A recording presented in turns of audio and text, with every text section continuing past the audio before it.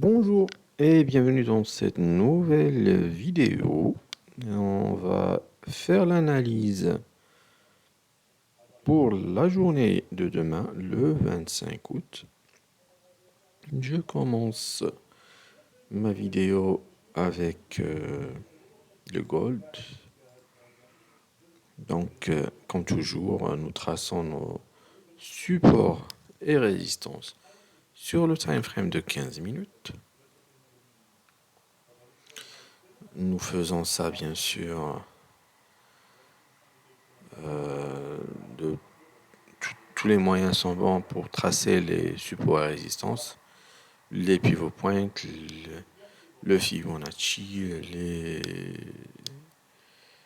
les moyens mobiles.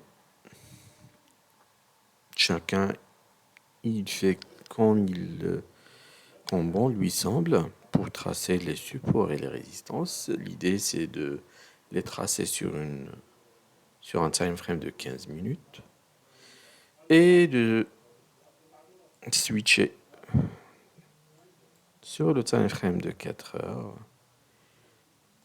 et attendre la clôture d'une bougie de 4 heures, soit au-dessus, soit au-dessous. Donc, les règles, ils sont plus ou moins claires. Donc, tracer les supports et résistances sur time frame de 15 minutes. Attendre la clôture d'une bougie de 4 heures, soit au-dessus de notre résistance, soit au-dessous de notre support. Et placer un ordre limite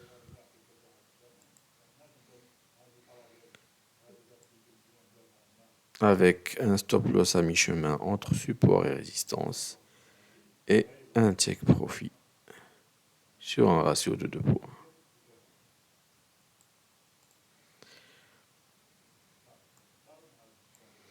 Et bien sûr, attendre que le pullback active notre ordre. Il faut bien sûr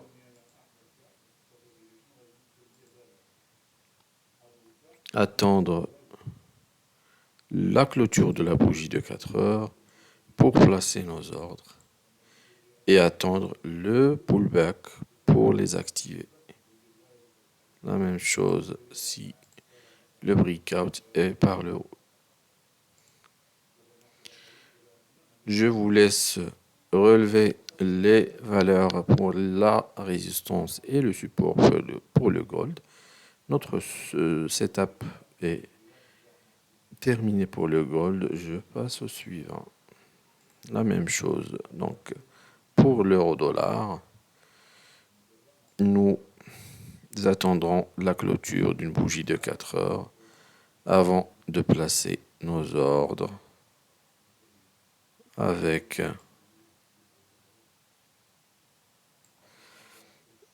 un stop loss à mi-chemin entre support et résistance et un take profit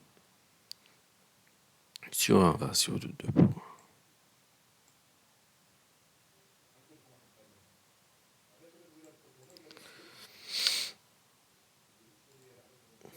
Je rappelle bien sûr que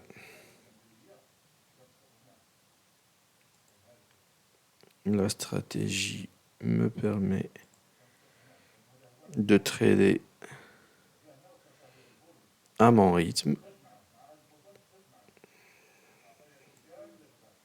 Donc pour moi, il est plus simple de jeter un coup d'œil toutes les 4 heures sur mes setups. Et si jamais la bougie de 4 heures clôture au-dessus ou au-dessous, je place mes ordres limites et je laisse courir. Soit le pullback active mon ordre et dans ce cas, soit le trade sera gagnant ou perdant selon les cas, soit le trade n'est même pas activé. Dans ce cas, tant pis pour moi. Je passe au suivant, le pound dollar. Là aussi, nous attendrons le breakout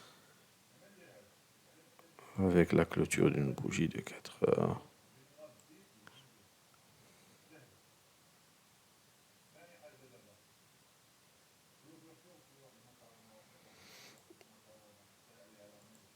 Sur le pound dollar, j'ai essayé de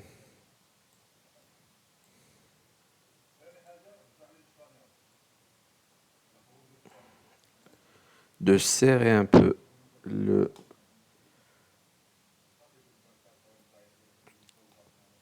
l'intervalle entre support et résistance pour avoir des trades qui se déclenchent. Après des journées où il y a des mouvements de forte amplitude, généralement après, on se retrouve avec des supports et résistances assez éloignés pour être atteintes. Et donc, le plus simple, c'est de serrer au maximum, donc de prendre au maximum les supports et les résistances les plus rapprochés possibles du cours actuel.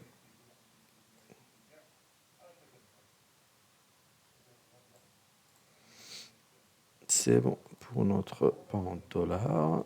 Nous passons au suivant, dollar suisse.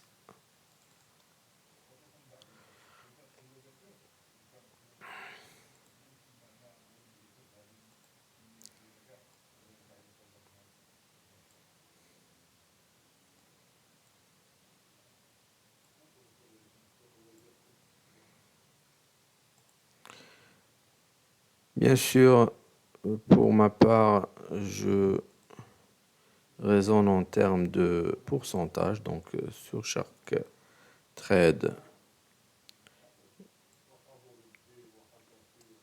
j'investis 1%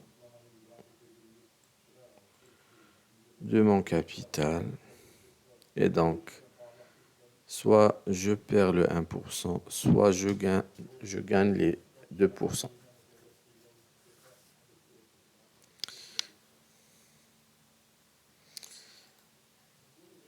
Je passe au suivant. Dollar, euro, pound.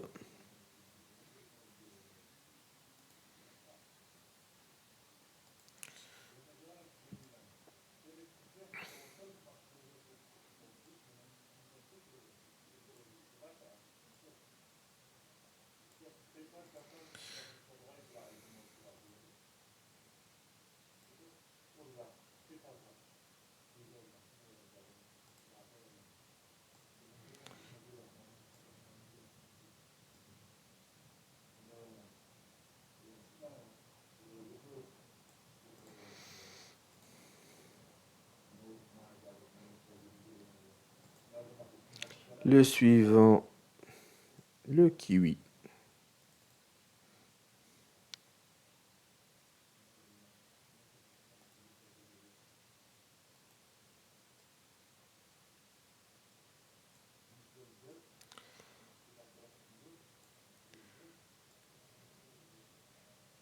Pour ma part, donc, je mets en place déjà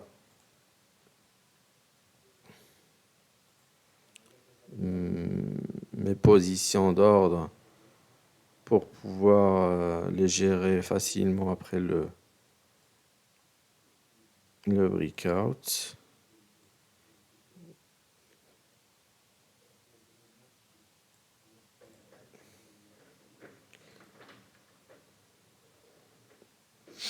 Je n'ai pas besoin d'avoir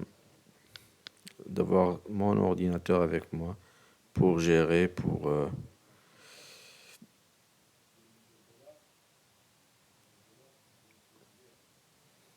essayer de manipuler les graphes. Je peux le faire plus facilement quand le graphe est déjà en place et déjà défini depuis mon téléphone. Et pour le dernier, le $JPY, nous attendons aussi le breakout.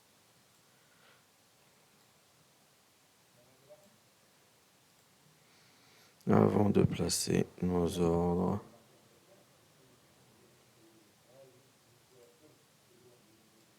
Limite avec